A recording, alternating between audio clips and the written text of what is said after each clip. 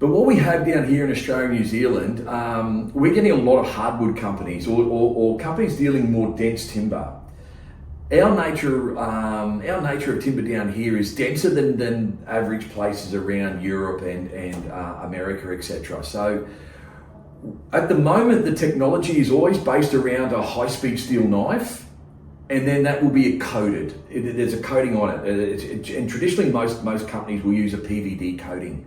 So it doesn't matter what brand or make you do, they'll all have a PVD coating onto a high-speed steel knife.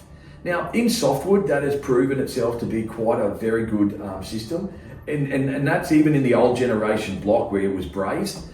So that's been around a long time and proven itself in softwood. But in hardwood, the trade-off we get there is we in certain timber species, you only get one shift before you got to pull the heads off and then regrind it.